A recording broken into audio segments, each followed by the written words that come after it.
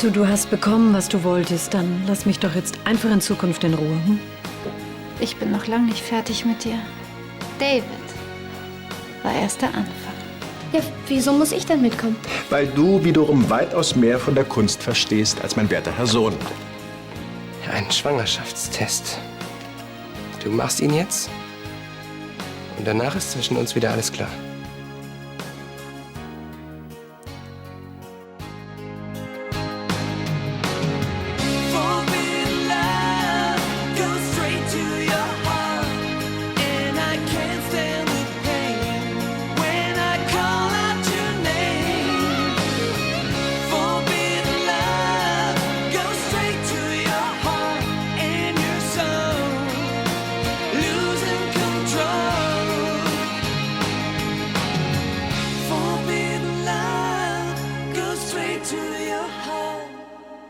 Zwischen uns ist alles in Ordnung. Wieso sollte ich den Test nochmal machen? Ich meine nur wegen der Sicherheit. Ah, unterstellst du mir also schon wieder, dass ich nicht schwanger bin? Nein, aber... Was aber? Ich habe den Test gemacht. Ich bin schwanger von dir. Ja, aber diese Tests, die hauen manchmal nicht hin. Und deswegen habe ich gedacht... Was? Was kommt noch? Vielleicht ein Vaterschaftstest? Beruhig dich. Ich will nur, dass wir uns nicht unnötig verrückt machen. Ja, ich weiß schon, was du willst. Dich drücken.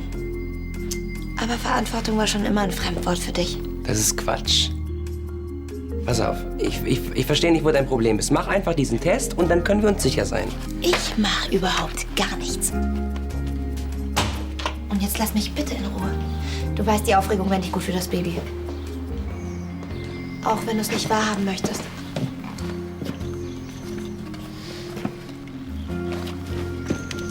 Was ist denn hier los? Oh Gott. So, geschafft. Wie siehst du denn aus, mein Schatz? Musstest du den Reifen wirklich selber wechseln? Das ist doch Männersache. Du weißt doch, dass ich Dinge lieber selbst in die Hand nehme. Reifen inklusive. Tja, warum hast du auch keine Ersatzreifen dabei? Ja, weil der auch platt war. Kannst du dir vorstellen, was ich mir für Sorgen gemacht habe, als Herr Rabe angerufen hat und ihr immer noch nicht eingetroffen seid? Ja, das tut mir leid. Ja, da du kein Handy hast. Außerdem dachte ich, der Reifenwechsel wäre schnell erledigt. Ja, mit dem nötigen Ersatzreifen. Aber zum Glück war ich sowieso gerade unterwegs. Und ich spiele gerne mal den Ritter. So, und jetzt? Fahren wir weiter? Ja, aber ohne dich. Hier, nimm meinen Wagen. Und ihr beide besuchen jetzt Herrn Rabe. Und dann habe ich noch eine Überraschung für dich. Stimmt so, Angelo. Ich bin in Spendierlaune. Oh, sehr freundlich. Wiedersehen. Tschüss, Charlie. Wir sehen uns. Entschuldige mich bitte einen Moment. Glaub ja nicht, dass du mich klein gekriegt hast. Du hast recht. Glauben ist nicht wissen. Und ich weiß es. Du irrst dich. Dass David bei dir schwach geworden ist, hat für mich keinerlei Bedeutung. Ja, das klingt ja so, als wolltest du ihn loswerden. Habe ich dir einen Gefallen getan, oder? Pass auf, dass ich dir nicht demnächst einen Gefallen tue. Charlie, endlich.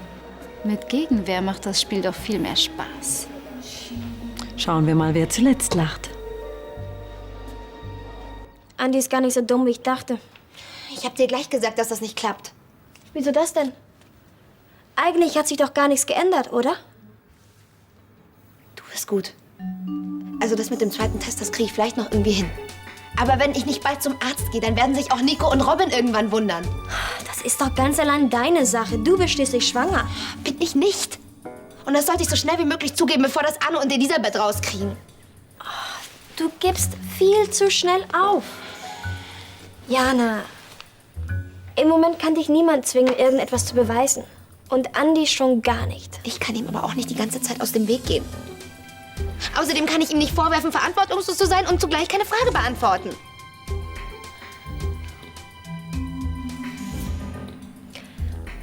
Dann musst du ihm eben etwas geben, was ihn richtig unter Druck setzt. Was meinst du? Denk doch mal nach. Ich habe keine Ahnung.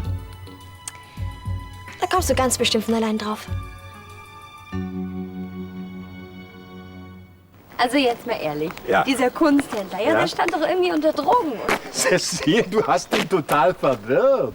Ich habe doch überhaupt nichts gemacht. Du hast nichts gemacht, ja? Du hast nichts gemacht. Was meinst du? Wie oft hat Herr Rabe mit einer Frau zu tun, die so atemberaubend aussieht wie du und gleichzeitig das Wissen einer Kunstexpertin hat? Jetzt hör aber auf. Er hatte nur überhaupt keine Ahnung von italienischen Künstlern. Ja, ja. Wie weit ist es denn noch? Und nur noch ein paar Schritte. Was ist ja so spannend. Ja, ich mache es spannend.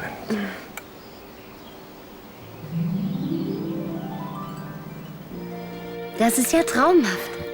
Ich wusste gar nicht, dass es in dieser Gegend sowas gibt. Ah, das freut mich so, dass dir das Hotel so gefällt. Geheimtipp. Das glaube ich gern. Ich habe auch nirgends ein Schild gesehen. Du solltest es erst mal von drinnen sehen. Du denkst, die Zeit ist stehen geblieben. Ich bin gespannt. Ich wollte einfach mal, dass wir die ganze Welt für eine Weile draußen lassen. Niemand wird uns stören.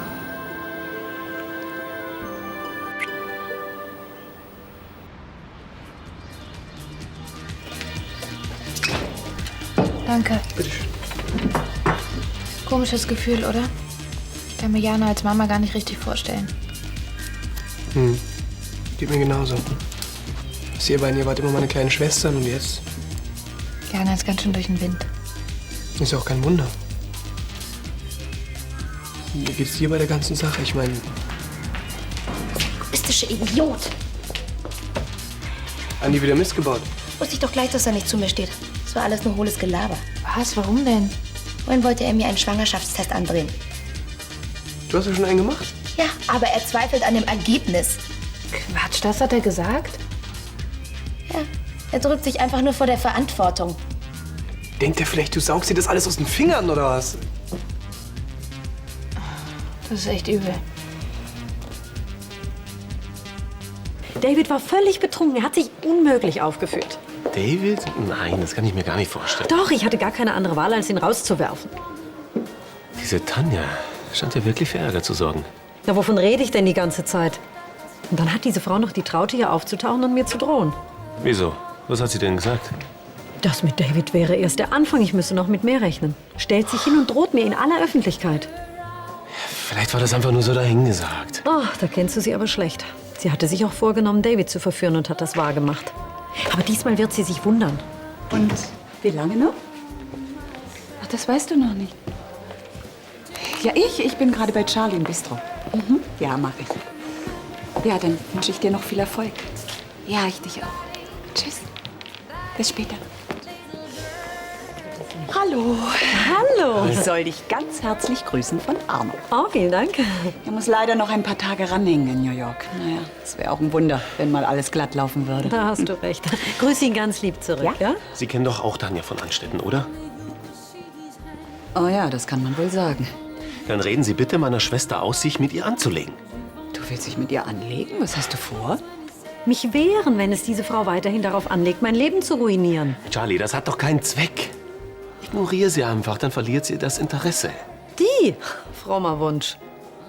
Charlie, du hast selber oft genug gesagt, dass sie äußerst gefährlich ist. Also höre auf deinen Bruder. Geh ihr einfach aus dem Weg. Selbst wenn ich es wollte, sie wird nie locker lassen. Nein, nein, in diesem Fall ist Angriff die beste Verteidigung. Tu bloß nichts Unüberlegtes. Nein, nein. Ich weiß auch schon, wie ich ins Handwerk pfuschen kann. Dann kommt ihr heute also nicht mehr zurück. Nein, wir übernachten hier. Und wie gefällt Cecile das Hotel? Sie findet es zauberhaft.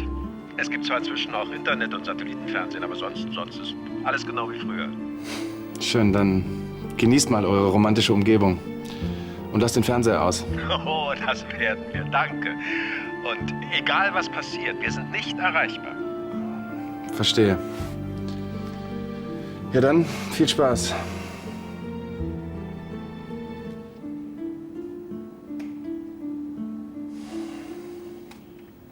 Da bist du ja. Habe ich doch richtig gehört. Ja. Ich kümmere mich mal um die Hausarbeit, ne? Gute Idee. Für die Uni. Soll ich uns erstmal ein Bier holen? Was sollte das mit dem zweiten Test? Hat Jana also gleich gepetzt, ja? Na und? Sie ist schwanger. Hast du nichts Besseres zu tun, als ihr Misstrauen entgegenzubringen? Was kann ich denn dafür, wenn die gleich ausrastet? Ich wollte nur sicher gehen. Und wie sich Jana fühlt, das interessiert dich überhaupt nicht. Ja, und wie sich Andi fühlt, interessiert auch keinen. Eins ist ja wohl mal ganz klar. Das Kind war nicht geplant. Und ich hatte ehrlich gesagt nicht das Gefühl, als ob sich Jana auch nur eine Sekunde Gedanken darüber gemacht hat. Woher willst du das wissen? Hast du ihr mal zugehört? Jedes Mal, wenn man irgendeine Frage in Bezug auf Schwangerschaft stellt, weicht sie aus. Und ich wollte nur wissen, in welchem Monat sie ist.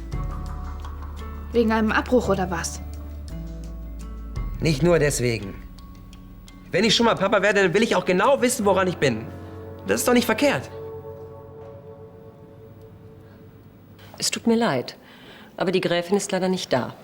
Ach, das ist schade, weil ich dachte, wann kann ich Sie denn vielleicht antreffen? Sicherlich nicht vor morgen Mittag. Kann ich etwas ausrichten? Nein, nein, danke. Ich müsste Sie persönlich sprechen.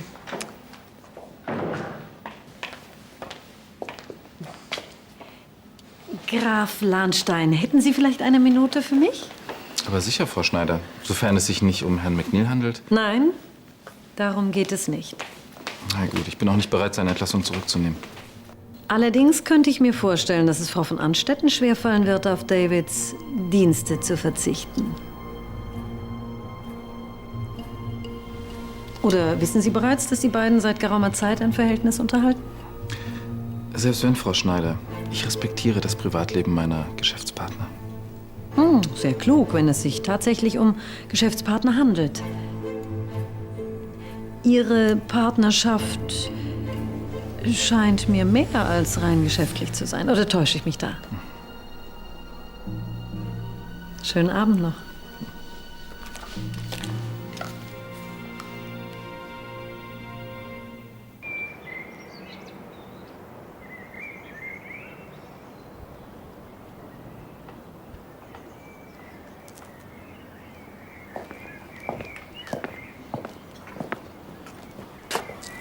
Es ist so ruhig und friedlich hier. Frisch gepresst. Danke. Ach, ich liebe dieses Fleckchen auch. Carla, Ansgar und Leonard, waren die auch schon mal hier? Ja, als sie klein waren. Wir sind früher hier zum Angeln rausgefahren. Haben die Gegend erkundet. Das hat ihm bestimmt gefallen. Dann hast du viel Zeit mit ihnen verbracht, hm? Nicht genug, wenn ich so zurückdenke. Ich hätte viel mehr mit ihnen unternehmen müssen. Aber du, die sind so schnell groß geworden. Ja, du hast viel zu tun. Da muss man Kompromisse machen. Mag sein. Aber wozu hat man Kinder, wenn man sich nicht richtig um sie kümmern kann? Aber das hast du doch. Das frage ich mich manchmal.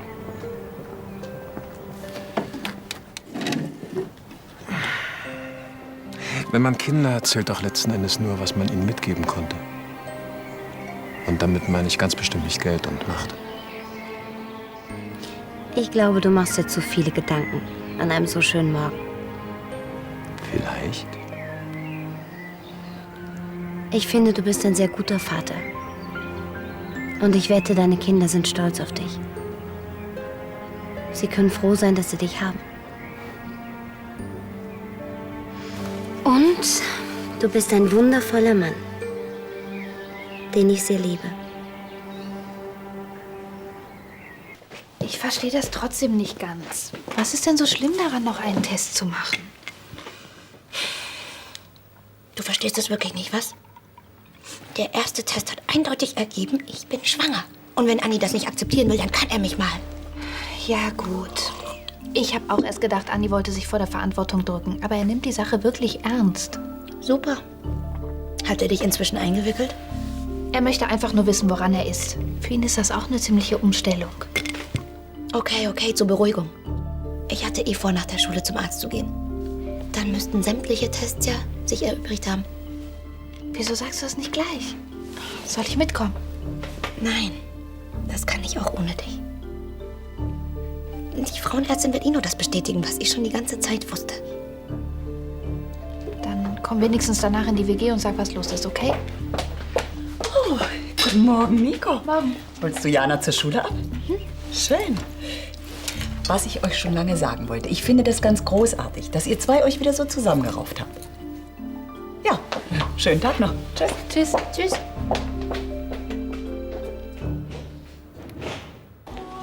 Na? Und? Hast du gestern noch mit Cecile gesprochen? Nein, sie und der Graf waren nicht da. Gut. Ich hoffe nämlich, du hast es dir inzwischen überlegt, ob du dich wirklich mit Tanja anlegen willst. Schon passiert. Ansgar von Lahnstein und sie waren zufällig im Schloss und da kam ich nicht umhin, meiner Informationspflicht Genüge zu tun. Charlie, was heißt das genau? Der junge Graf muss doch wissen, mit wem sich seine Geliebte sonst noch so vergnügt. Und wenn sie gar nicht seine Geliebte ist? Wie hat er denn auf deine Anspielung reagiert? Wahrscheinlich überhaupt nicht, oder? Ich muss sagen, er hatte sich gut im Griff. Oder du täuschst dich. Vielleicht sind die beiden einfach nur Geschäftspartner. Und da ist es ihm nämlich völlig egal, wo und mit wem sie schläft. Und genau das bezweifle ich. Allein schon, dass die beiden auf dem Schloss waren. Bestimmt nicht, um Unterlagen zu sortieren. Auch das muss nichts heißen. Ich sage dir, Tanja will an das Lahnsteinvermögen. Und der junge Graf ist der Schlüssel dazu. Das ist genau ihre Masche. Das heißt doch noch lange nicht, dass er ihr auf den Leim geht. Aber ich glaube, sie hat ihn schon ganz schön eingewickelt. Das kleine Informationsgespräch gestern dürfte ihn allerdings aufgeklärt haben.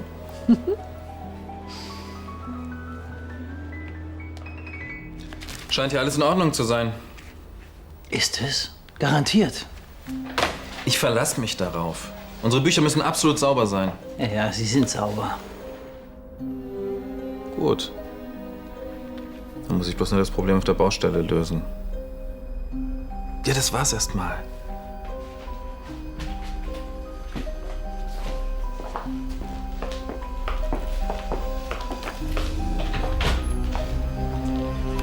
Tanja, ich fände es ganz angemessen, wenn du in nächster Zeit ein Auge auf die Schwarzgeldlieferungen hast. Vor allem jetzt, wo meine Schwester nicht da ist. Bisher war das Ganze relativ einfach. So leicht, glaube ich, wie sie war. Aber wer weiß, wer die Kisten jetzt in Empfang nimmt. Ich verstehe. Ich kümmere mich drum. Ja, ich meine das durchaus ernst. Wenn irgend so ein Idiot auf den Gedanken kommt, die Kisten zu öffnen, bevor wir unsere Lieferung rausgenommen haben. Ich hab's im Griff. Okay. Und außerdem wäre ich dir sehr verbunden, wenn du mich in Zukunft aus deinen Privatgeschäften raushältst. Was meinst du? Diesen Auftritt von Frau Schneider. Das will ich nicht normal erleben. Dieses Gastspiel nimmst du ja wohl nicht ernst. Tanja, warum hast du dich nicht von ihrem Freund ferngehalten? Ich habe dir doch gesagt, dass ich diese Spielchen nicht gebrauchen kann. Höre ich womöglich sowas wie Eifersucht? Auf deinen ehemaligen Chauffeur? So ein Unsinn. Ich kann nur einfach keine zusätzlichen Komplikationen gebrauchen. Also sorge dafür, dass diese Frau sich wieder beruhigt, ja? Ja, ich werde mich darum kümmern.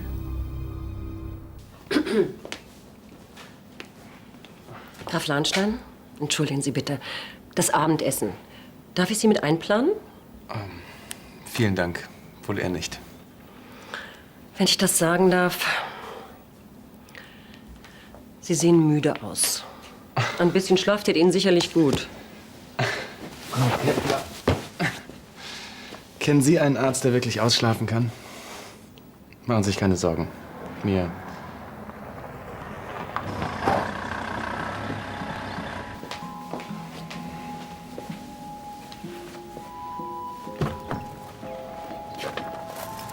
Danke, mein Herr.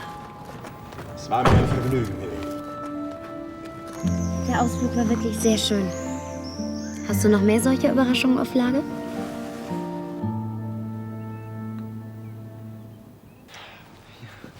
Sie müsste schon längst mit der Untersuchung durch sein. Manchmal muss man da warten. Oder sie kommt gar nicht, weil sie noch sauer auf mich ist. Sie hat es mir aber versprochen. Oder sie ist eben doch nicht schwanger und traut sich nicht, es... Hör endlich auf, du nervst.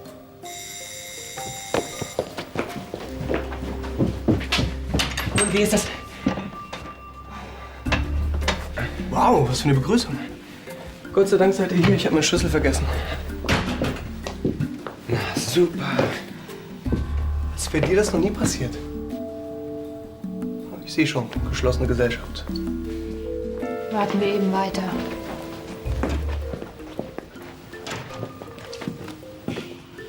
Das hat alles keinen Zweck. Ich schaff das nicht mehr. Klar schaffst du das. Oder ist dir plötzlich egal, dass die beiden zusammen sind? Nein. Ich halte es nur nicht mehr aus. Mann, die beiden werden das auf jeden Fall rauskriegen. Wie denn? Was weiß ich? Am besten ist, ich sag ihnen die Wahrheit. Bist du wahnsinnig? Jana, wenn du das jetzt tust, dann bist du erledigt. Die beiden würden doch alles sofort rumerzählen. Das darf nicht passieren. Außerdem, wenn Nico und Andi erfahren, dass du die ganze Show nur abgezogen hast, um die beiden auseinanderzubringen, damit schweißt du sie erst recht zusammen. Das ist so mies. Meine eigene Zwillingsschwester krallt sich mein Freund und dieses Arschloch fällt auch noch auf sie rein. Deswegen musst du jetzt auch dabei bleiben.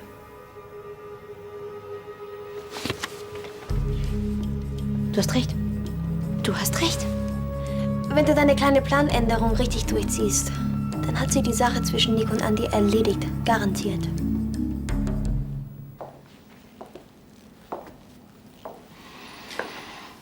Habe ich dir eigentlich schon gesagt, wie schön du bist? Daran ist nur die Nacht in deinem Märchenhotel schuld. Du bist immer wunderschön. Nur weil du mich so verwöhnst. Das habe ich dir versprochen. Und das halte ich auch. Dafür liebe ich dich auch so sehr. Du hast meinem Leben erst wieder einen Sinn gegeben. Ist dir das eigentlich klar? Jetzt übertreibst du aber. Nein. Und weißt du, was mein allergrößter Wunsch wäre? Nein, aber wenn ich dir den erfüllen kann? Erinnerst du dich, worüber wir vorhin sprachen? Nein. Du meintest doch, ich sei ein ganz guter Vater.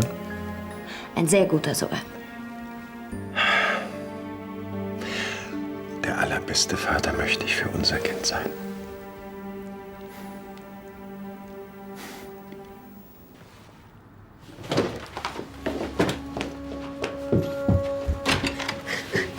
Hey. Was ist denn los?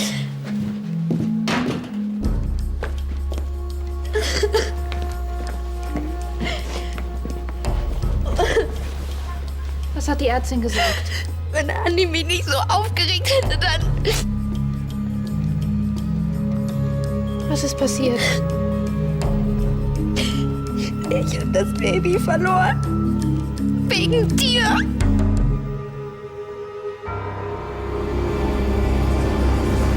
Und so geht es weiter. Was willst du denn noch? Vielleicht ein Videobeweis? Du bist echt krank.